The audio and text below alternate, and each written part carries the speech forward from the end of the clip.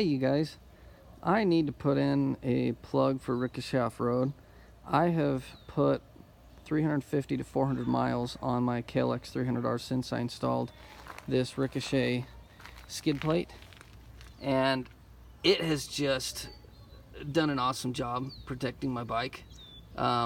Today, for example, I just got back from a 154-mile ride that was pretty intense, and on top of that, I had this plate installed prior to our 180, 190 mile Paiute trail system ride up in Utah.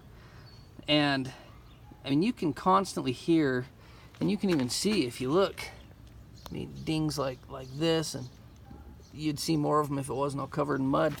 But today, there were several times when I was climbing rocky hills or just ripping down the trail, and all of a sudden you hear bonk, and it's a rock hitting that plate, and I'm glad it's hitting that plate and not something else. And so anyway, I am very pleased with this plate from Ricochet Off-Road.